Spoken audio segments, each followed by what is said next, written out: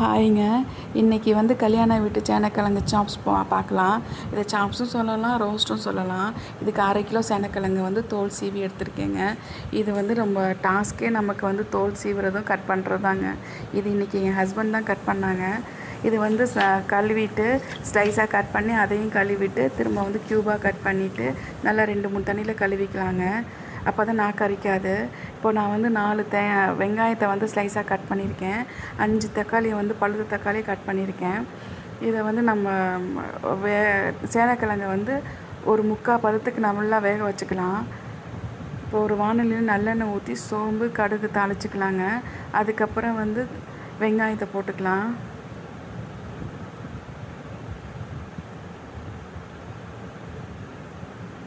வெங்காயம் போட்டு நல்லா வதக்கிக்கலாங்க. இது எங்கள் வீட்டுக்கு வர எங்கள் வீட்டு ஃபங்க்ஷனுக்கு வந்து செய்கிற செஃப்போட இது தாங்க. இது இந்த மாதிரி தான் செய்வாங்க. 2 ஸ்பூன் வந்து இஞ்சி பூண்டு பேஸ்ட்டு போட்டுக்கலாங்க. அவர்கிட்ட கேட்டு உங்களுக்கு எப்படி நான் போட்டிருக்கேங்க. எங்கள் வீட்டு எல்லா ஃபங்க்ஷன்லேயும் சேனக்கிழங்கு சாப்ஸ் வந்துடுங்க. இப்போ இந்த அளவுக்கு வதங்கினதுக்கப்புறம் நம்ம வந்து தக்காளியை போட்டுக்கலாம். தக்காளியை நல்லா வதங்கட்டுங்க.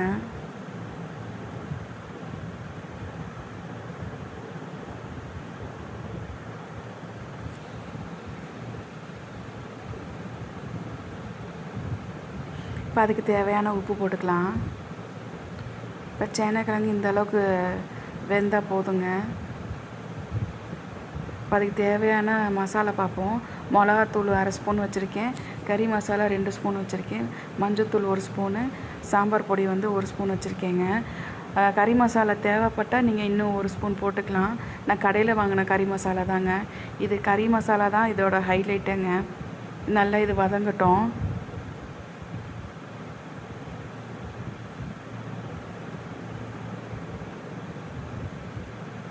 ஒரு இன்னொரு வாணலியில் வந்து நல்லெண்ணெய் தான் ஊற்றிருக்கேன். நல்லெண்ணெய் இந்த சேனக்கிழங்கு 3/4 பதம் வேக வச்சோம்ல, அதை நம்ம பொரித்து எடுத்துக்கலாங்க.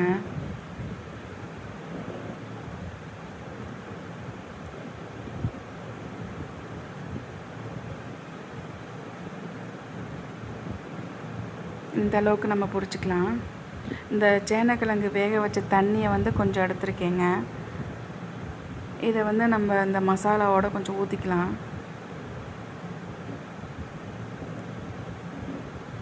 இது வேகட்டும் நல்லா.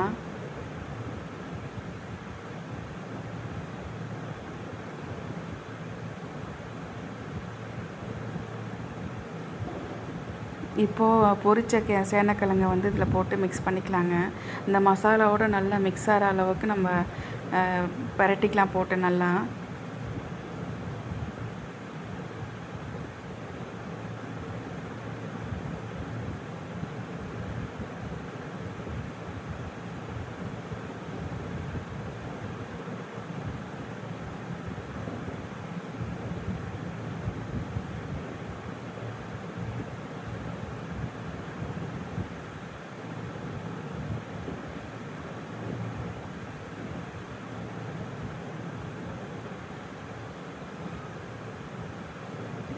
இப்போ இந்த அளவுக்கு வெந்ததுக்கப்புறம் தேங்காய் துருவல் தாங்க போடணும்.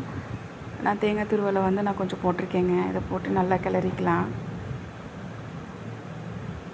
ஒவ்வொருத்தரும் ஒவ்வொரு மாதிரி செய்வாங்க. இவர் இப்படி தான் செய்வார். ஆனால் டேஸ்ட் அருமையாக இருக்குங்க. நீங்கள் இதே மாதிரி செஞ்சு பாருங்கள்.